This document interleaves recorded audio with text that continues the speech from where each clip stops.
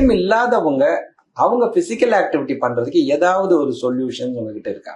கண்டிப்பா சார். என்னோட கிளையன்ஸுக்கு நான் என்ன சொல்றது அப்படின்னு பாத்தீங்கன்னா, காலையில சீக்கிரம் எந்திரிக்கணும். ஏன்னா ஏர்லியா நீங்க எந்திரிக்கும் போது அதோட பெனிஃபிட்டே தனி. ஸோ அட்லீஸ்ட் 5:30 கம்ஃபர்டபுளானா 6 o'clock இல்ல 5:30 உங்களால எந்திரிக்க முடியும் அப்படின்னா நல்ல ஒரு 7-8 hours ஸ்லீப்க்கு அப்புறமா அந்த 5-6 மணிக்கு எந்திரிச்சு ஃபர்ஸ்ட் 1 hour உங்களுக்கு டைம் நீங்க எடுத்துக்கோங்க. ஸோ நான் என்ன யூஸ்வலா என் கிளையன்ஸ்க்கு சஜஸ்ட் பண்றேன் அப்படின்னா, சோலியஸ் புஷ்அப்ஸ்னு ஒரு எக்ஸசைஸ் நீங்க பாத்திருப்பீங்க. நீங்க சேர்ல உட்காரலாம் இல்ல நின்னுட்டும் செய்யலாம். ஸோ சோலியஸ் புஷ்அப்ஸ் அப்படின்றது உங்களோட ஹீல்ஸ தூக்கிட்டு கால் நுனிய மட்டும் தூக்குற மாதிரி. ஸோ என்கிட்ட டைம் இல்லைன்னு வரவங்களுக்கும் சரி, இல்ல நடக்க முடியல பெட் ரிடனா இருக்கிற கிளையன்ஸ்க்கும் நான் சொல்றது என்னன்னா, ஏன்னா இதை உட்கார்ந்தபடியும் செய்யலாம், நின்னபடியும் செய்யலாம். சோ டெய்லி நீங்க ஒரு 300 to 400 டைம்ஸ் இந்த சோலியஸ் புஷ்அப்ஸ் அப்படின்னு சொல்லக்கூடிய இந்த எக்ஸசைஸ் பண்றது ரொம்ப ரொம்ப முக்கியம். சோலியஸ் அப்படின்றது நம்மளோட காஃப் மசில்ஸ், கெண்டக்கால்னு சொல்லுவோம் இல்லையா, அந்த காஃப் மசில்ஸ் உங்களுக்கு அதுக்குள்ளார நம்ம காலுக்கு ரத்த ஓட்டம் கொடுக்கக்கூடிய அந்த ரத்த குழாய்கள் இருக்கு. செகண்ட் ஹார்ட் அப்படின்னு நம்ம சொல்றோம் மெடிக்கலி.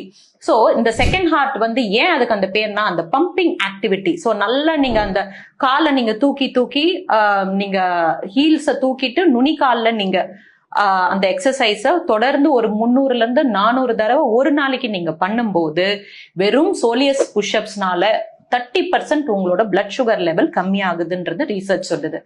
சோ நான் என்னோட கிளையண்ட்டுக்கு நம்பர் 1 சொல்றது அந்த சோலியஸ் புஷ்அப்ஸ். நம்பர் 2 வால் புஷ்அப்ஸ் அப்படின்னு இருக்கு. அதாவது ஒரு 1 arm டிஸ்டன்ஸ்ல வால்ல இருந்து நீங்க டுவர்ட்ஸ் த வால் நீங்க புஷ்அப்ஸ் பண்ணி எடுக்கிற மாதிரி இருக்கும். நின்னுட்டு செய்யக்கூடிய ஒரு எக்ஸசைஸ். இந்த வால் புஷ்அப்ஸ் நீங்க பண்ண உங்களோட செஸ்ட் பகுதி நல்லா உங்களுக்கு இம்ப்ரூவ் ஆகும், பேக்கும் உங்களுக்கு இம்ப்ரூவ் ஆகும், ஆர்ம்ஸும் நல்லா இம்ப்ரூவ் ஆகும். ஸோ இதெல்லாம் ரொம்ப முக்கியமா கான்சென்ட்ரேட் பண்ணக்கூடிய விஷயம். It's one of the upper body workout அவுட். அதே மாதிரி டார்சோ ட்விஸ்ட்னு சொல்லுவோம். ஸ்ட்ரெயிட்டா ஒரு கால் ஸ்டாண்டர்டீஸ்ல நின்னுட்டு இடுப்புல கை வச்சுட்டு இந்த சைடும் அந்த சைடும் ட்விஸ்ட் பண்ற மாதிரியான ஒரு எக்ஸசைஸ் இருக்கு, டார்சோ ட்விஸ்ட். எக்ஸசைஸ் பண்ணும்போது ரத்த ஓட்டம் உங்க பிரெயினுக்கு போகும்போது அது ஒரு விதமான ஒரு ஃபேஷன்ல அந்த மாதிரி போகிறதா சயின்ஸ் சொல்லுது. ஸோ டாக்டர் மைக்கேல் மாஸ்லின்னு சொல்லி யூகேல ஒரு டாக்டர் இருந்தாரு, பிபிசில ரொம்ப ஃபேமஸா இருக்கக்கூடியவர். அவரு இந்த வால் புஷ்அப்ஸ பத்தி என்ன சொல்றாருன்னா, நீங்க அதை பண்ண உங்க பிரெயின்ல ரத்த ஓட்டம் ரொம்ப நல்லா சீரமைக்கப்படுதான். அது அப்படி சொல்லும் போது பிரெயின்ல இருக்கக்கூடிய அந்த ரத்த குழாய் இருக்கு இல்லைங்களா, அந்த ரத்த குழாயை சுத்தி அந்த வால்ல ஏற்படக்கூடிய ஏஜிங் சேஞ்சஸ் எல்லாம் கண்ட்ரோலுக்கு வருது. ஏஜிங் சேஞ்சஸ் நடக்கிறது இல்ல, கம்மியாயிடும் அப்படின்றத அவர் கண்டுபிடிச்சிருக்காரு. சோ இது ரொம்ப முக்கியமானது. சோ வால் புஷ்அப்ஸ், டார்சோ ட்விஸ்ட் பண்ண சொல்லுவேன். அதே மாதிரி ஹாஃப் ஸ்குவாட்ஸ். ஃபுல்லா உங்களால உட்கார முடியல அப்படின்னா நம்ம எப்படி போய் விநாயகர் சன்னதி எதிர்க்க நம்ம ஒரு ஹாஃப் ஸ்குவாட் ஒரு அரமண்டி போடுறோமோ அது மாதிரி ஹாஃப் ஸ்குவாட்ஸும் ரொம்ப நல்ல எக்ஸசைஸ். ரொம்ப ஃபுல் ஸ்குவாட் உட்கார முடியல அப்படின்றவங்களுக்கு ஹாஃப் ஸ்குவாட்ல நீங்க ஆரம்பிக்கலாம். தொடர்ந்து ஒரு நாளைக்கு அட்லீஸ்ட் 100 ஹாஃப் ஸ்குவாட்ஸ்ல ஆரம்பிச்சு படிப்படியா 200 இல்ல 250 ஹாஃப் ஸ்குவாட்ஸ் பர் டே நீங்க பண்ணலாம். இதெல்லாம் ஒரு 100 கவுண்ட் ஹாஃப் ஸ்குவாட்ஸ் பண்றதுக்கு மிஞ்சி போனா உங்களுக்கு ஒரு 10 நிமிஷம் ஆகும். சோ இந்த மாதிரி ஒரு combination of short interval exercise பண்ணும்போது காலையில நீங்க டைம் இல்லைன்னு சொல்றவங்க எல்லாருக்கும் நான் இதை கொடுத்துருவேன். அப்ப என்கிட்ட திருப்பி அவங்க வரும்போது அவங்க இந்த எக்ஸசைஸ் எல்லாம் பண்ணேன்னு எனக்கு ஸ்கெடியூல கொண்டு காட்டுவாங்க. சோ அது பண்ண அவங்களோட ஹெல்த்தும் நல்லா இம்ப்ரூவ் ஆகுறது அவங்களே கண்கூட பார்க்க முடியும். இன்னொன்னு பாத்தீங்கன்னா single leg balance for 30 seconds. So இந்த எக்ஸசைஸ் பண்ணும் போது நான் பொதுவாக என் கிளைண்ட்ஸ்க்கு சொல்வேன், ஒன்று வயசானவங்களா இருந்தா சேரோ இல்லை டேபிளோ பிடிச்சிக்கோங்க. பிடிச்சிட்டு உங்களால ஒரு 30 seconds ஒரு காலில் நிக்க முடிஞ்சதுன்னா உங்க பிரெயின் நல்லா ஹெல்த்தியாவே இருக்குன்னு அர்த்தம். மோர் தென் 30 seconds, மோர் தென் 1 minute உங்களால நிக்க முடியுதுன்னா இன்னும் நல்லது. நல்லா இருக்கிறத இன்னும் இம்ப்ரூவ் பண்ணுங்க. எவ்வளவுக்கு எவ்வளவு நீங்க நிக்கிறீங்களோ அவ்வளவுக்கு எவ்வளவு நல்லது. ஆனா ஒருவேளை உங்களால 30 seconds நிக்க முடியல, ஒரு இம்பேலன்ஸ் இருக்கு, உங்களுக்கு எதையாவது புடிச்சிட்டு நிக்க வேண்டியிருக்குன்னா புடிச்சிட்டு நின்னு பழகுங்க. ஒரு 30 seconds இதை தினம் ஒரு 30, இது ரொம்ப சிம்பிளான விஷயம். நீங்க ஒரு less than 1 minute ஆகும் இந்த எக்ஸசைஸ் பண்றது. இதுவுமே ஒரு எக்ஸசைஸ் தான். சோ இது பண்ணலாம். அடுத்தது என்னன்னு பாத்தீங்கன்னா ஸ்மைலி பால் ப்ரெஸ்அப்ஸ்ன்னு சொல்லுவோம். ஸோ ஸ்மைலி பால் இது மாதிரி எல்லா கடையிலையும் எங்க வீட்டுக்கு வெளியே இருக்கிற அண்ணாச்சி கடையில இருந்து வாங்கினேன். ஸோ இது பாக்குறது ரொம்ப சிம்பிளா இருக்கு. பட் இந்த ஒரு சிம்பிளா ஒரு 50 ரூபாயில நான் வாங்கின இந்த பால் ஒரு நியூராலஜிஸ்ட் எந்த விதத்துல உங்களுக்கு ஒரு ஹெல்ப் பண்ண முடியுமோ அந்த அளவுக்கு இந்த பால்ஸ் உங்களுக்கு ஹெல்ப் பண்ணும். மைண்ட்ஃபுல்லா காலையில ஒரு 5 நிமிஷம் இந்த மாதிரி அட்லீஸ்ட் ஒரு 20 கவுண்ட்டுக்கு பண்ணுங்க.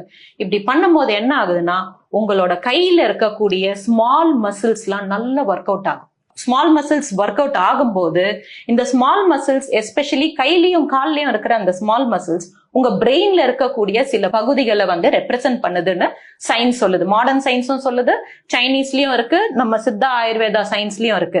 சோ உங்க கை நீங்க ஆக்டிவிட்டி இந்த மாதிரி ஸ்மைலி பால் பிரஸ்அப்ஸ் நீங்க கொடுக்க இது மாதிரி ஒரு நாளைக்கு பல வாட்டி பண்ணலாம். இதெல்லாம் சைடு எஃபெக்டே வராது. நீங்க 200 வாட்டி பண்ணலாம், 300 வாட்டி பண்ணலாம். இது பண்ண உங்க பிரெயினோட பவர் ரொம்ப அதிகமா ஆகிறதா ஆராய்ச்சிகள் உங்களுக்கு சொல்லுது. அதே மாதிரி ரொம்ப அதிகமா வாழ்றாங்க இல்லையா, ஒரு 70 வயசு 80 வயசு எல்லாம் தாண்டி நல்லா ஆரோக்கியமா வாழ்றவங்க, அவங்கள வந்து கூப்பிட்டு இந்த கிரிப்பிங் பவர்னு சொல்லுவாங்க, கிரிப் டெஸ்ட். நியூரலஜிஸ்ட் போய் பார்க்கும் போது உங்களை பண்ண சொல்வாரு கட்டாயம். உங்க கையோட ஸ்ட்ரென்த் எவ்வளவு இருக்குன்னு பாக்குறதுக்கு உங்க நியூரலஜிஸ்ட் இப்படி இது புடிச்சு பாப்பாரு. நியூரலஜிஸ்ட் சொல்வாரு நீங்க கையை எடுங்க, ஆனா நான் என் கையை எடுக்க ட்ரை பண்ணுவேன், நீங்க விடக்கூடாதுன்னு சொல்லுவாங்க.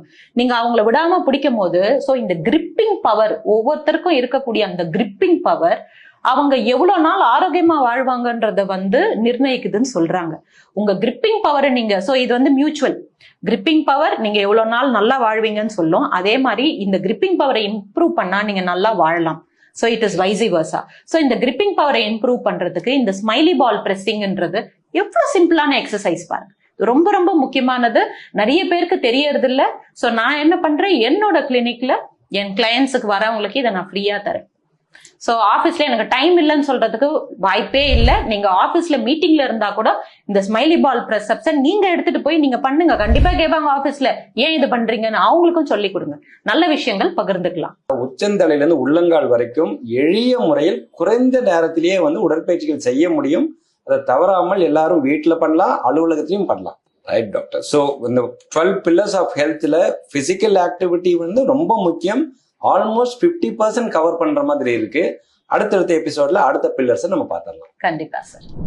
பூங்காற்று இது நாளைய நல்வாழ்விற்கான வழிகாட்டி.